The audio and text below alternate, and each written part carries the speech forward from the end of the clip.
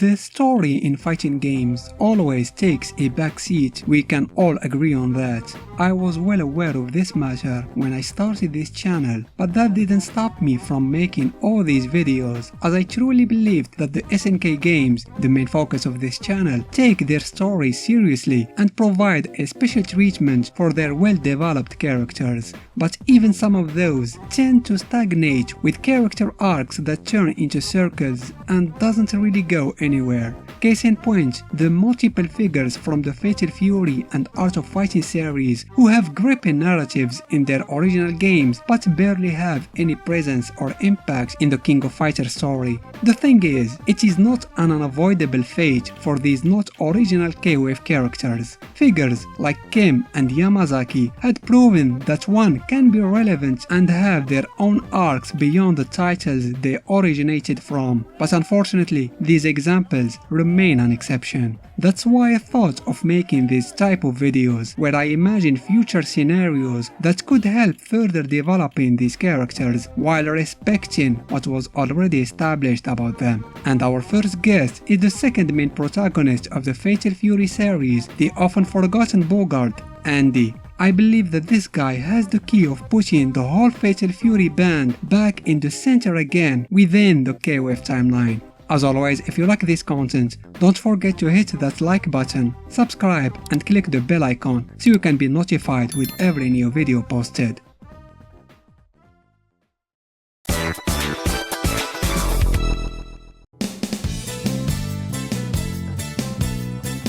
Why Andy, you might ask? What's so special about him? He's always been around, someone so trustworthy and reliable that it's easy to forget about him completely, and I consider that his strongest point. Andy has the potential of being one of these stereotypical, seemingly good characters who grow evil right under your nose and you don't notice it until it's too late. But this is not a case of subverting expectations just for the sake of cheap shock value. There are good reasons for why Andy could turn into a villain or an anti-hero, and the number one factor is jealousy. It is an established fact that Andy is and always has been jealous of his big brother. Jealous of being stronger and probably for being more popular too. That's why he always strives to surpass him. Terry is of course well aware of that, and he too trains hard to keep up with his little brother. The series presents this as nothing more than a friendly and harmless rivalry between two siblings. But what if it's more than that? What if Andy's inferiority complex is more severe than his friends ever thought? But before getting into details of this alternate scenario and see how Andy's character could evolve, why not take a look at his canon story first throughout the Fatal Fury and KOF series. Andy was adopted alongside Terry by Jeff Bogard. At that time, he had the opportunity to be trained by Jeff's master, Tank Furu. After the death of Jeff by Geese's hands, he went to Japan to hone his skills under the tutelage of an old acquaintance of his adoptive father, the mysterious Hanzo Shiranui. Andy spent 10 years mastering the Shiranui Ryu ninjutsu fighting style, and it was during that time when he met Hanzo's granddaughter and his future stalker, Mai. Returning to the States, he reunited with his brother in Southtown. They made the acquaintance of the Muay Thai champion Joe Higashi before they enlisted in the King of Fighters tournament, all for the sake of revenge against its host, Geese Howard.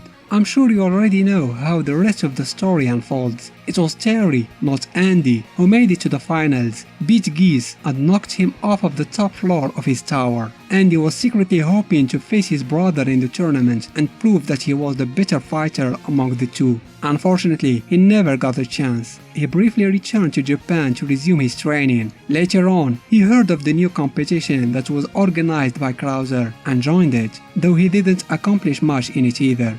Getting involved with the Scrolls of Immortality affair caused Andy to sustain a serious injury in the chest after one of his many fights. Although he did come back for the final last tournament of Geese, once it came to an end, Andy was never seen in a fighting competition again. Maybe that injury was more severe than it looked like. Since then, he isolated himself in a secluded cabin in the woods, where he dedicated himself to training his new pupil Hokotomaru. Seeing that his training was almost complete, Andy sent his student to participate to the Maximum Mayhem edition of KOF as a final test. Even though Hokutomaru didn't win the tourney, Andy was proud of him and left him a letter telling him that he is no longer his student but his rival.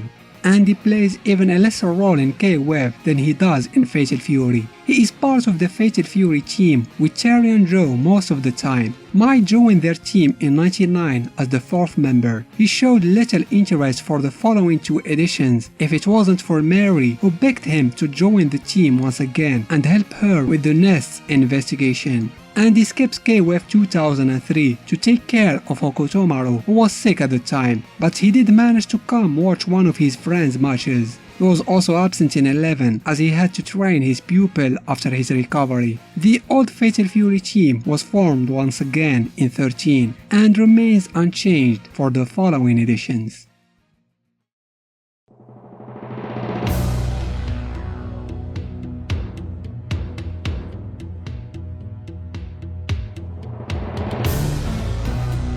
Now, how about we imagine a scenario where Andy plays a much bigger role that drastically changes his fate and the fate of the people around him. Since KOF is the series that is still ongoing, I think it goes without saying that this alternative story takes place within its timeline. We all know that in Fatal Fury, Terry kills Geese. Or sort of. Well, it wasn't intentional, but he was the prime cause of his death. This event never took place in KOF and Geese is still alive there. What if it happens again but with a slight twist? And this is where Andy comes to play. As mentioned before, Andy was and still is jealous of Terry. He loves his big brother of course, but he is also tired of always living in his shadow. He wants to prove his worth and show that he isn't just the other Bogard. We all knew that, we just underestimated how much it haunted Andy. And so, in an attempt to stand out, he decides to challenge Geese and stop his plans on his own. After all, Terry is not the only Bogard who has scores to settle with the crime lord and wants to avenge his father. Andy holds just as much hatred and disdain for Geese as his brother does. Thanks to his ninja training, he infiltrates the Geese tower, avoiding the security with relative ease. Once he reaches the top floor, he confronts his target, who is taken by surprise. The two engage in a fight, but thanks to the element of surprise, Andy has the upper hand and mortally wounds Geese.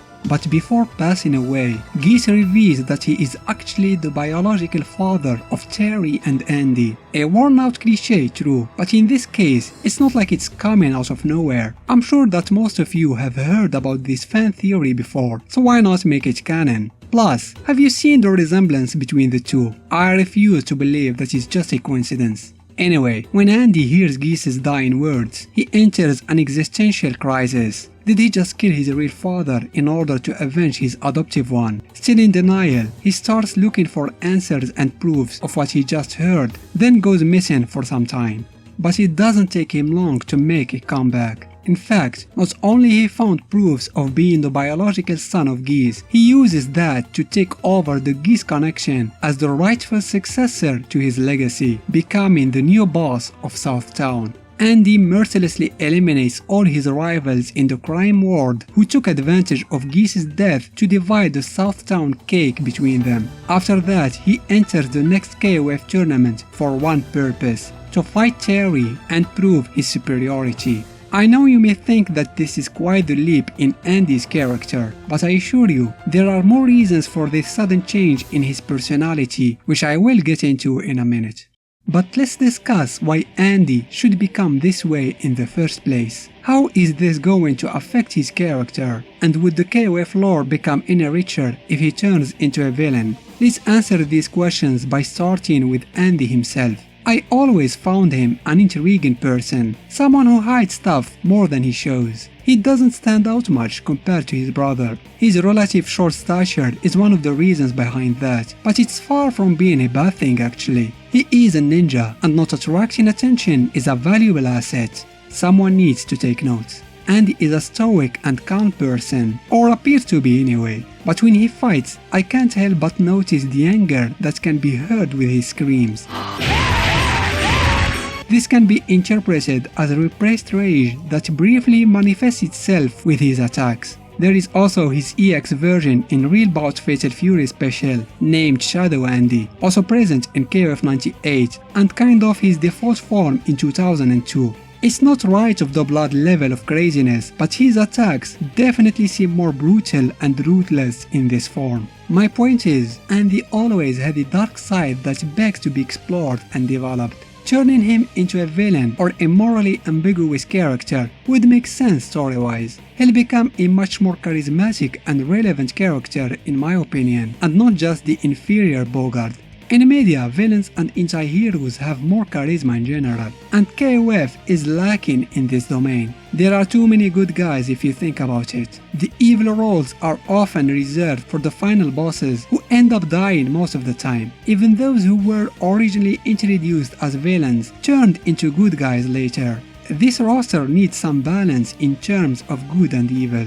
And he wouldn't be the only one who benefits from this 180-degree character development. The stories of the characters surrounding him will unavoidably be impacted and improved as well. His brother Terry would certainly want to face Andy and understand what's going on with him. How would he react to his brother inheriting Geese's empire and the fact that he is Geese's son as well? Their past harmless rivalry could turn into a blazing enmity. Overall, he'd have a more serious reason to participate to KOF instead of being there just out of tradition.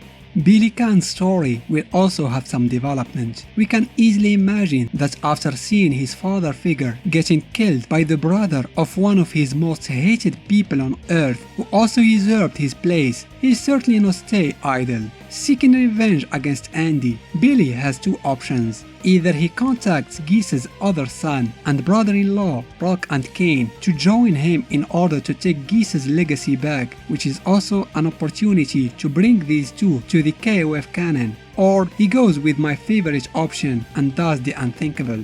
He is ready to look past his history with Terry and his band and actually joins them, forming a new Fatal Fury team just to stop the out-of-control Andy. But the one that I consider the biggest winner of this fictional scenario is Mai freaking Shiranui. Since Fatal Fury 2, the game that saw her debut, Mai's whole character and purpose in life was to tirelessly chase Andy to marry him. And that's it. Her motivations never go beyond that. For someone who is considered the most popular character made by SNK, that's pretty lame. I can't count how many times I was asked to make a story video about her, and I always avoided talking about it, not because I hate her like many seem to believe, but simply because there isn't much to say about her story-wise. What am I supposed to say in a video fully dedicated to Mai, praising the physics of her assets for 15 minutes? She may be super popular, but it's certainly not because of her deep and rich story background. She deserves a serious treatment in this regard, and here's one way to do it. If Andy turns evil, that's bound to force her to make a painful decision. Will she stay by her beloved one's side despite all, which creates many possibilities for her character to grow. A dark or shadow Mai is not a far-fetched concept and was touched on before, so I'm not completely inventing stuff here. Or does she go against her feelings and tries to stop him? Whichever option she chooses, this situation will give Mai's character some depth that she desperately needs. I think that a doubtful and conflicted Mai is a much better alternative than the shallow airheaded that we had to deal with until now. I kept the best for last. Remember when I said that Geese got killed by Andy and that's what sparked this whole affair? Well, he didn't completely die. First of all, I'm a big fan of Geese and I would love to see him in every KOF if possible, so killing him permanently was never an option. In this crazy scenario, what happened was Geese successfully transferred his soul or part of it into Andy's body just before he passed away, thanks to his scroll of immortality. In a way, part of him is possessing Andy and his control over him grows stronger with time, which explains Andy's sudden change in behavior. This can be seen in his fighting style too, where he could start using some of Geese's moves. There's also the option that Geese may completely manifest himself with a form that looks like his nightmare version, but because the scroll he used was incomplete, he can maintain this form only for a short period of time. However, no one is certain that Andy is totally innocent and it's all Geese's fault either. He had the seed of evil in him the whole time. He merely needed a little push in the right direction. Or is it the wrong one? I'll let you judge. There you have it, my fanfiction take on one of KOF's characters. It's not a perfect scenario by any means, and I'm sure that many of you can come up with a much better idea. But my point is, there is nothing more painful than seeing your favorite characters left out without purpose and die slowly of stagnation. A story is like a river, it must keep moving, lest it turns into an undesirable swamp. So what did you think of all that? Would you like to see Andy evolving in this direction, or would you rather keep things as they are now? Also, I'd love to know if there are characters you want to see their stories progress and how it could be done. Special thanks to my patrons for their generous support. I hope you enjoyed this video. Give it a thumbs up if you did, and why not consider subscribing to the channel. Thanks for watching.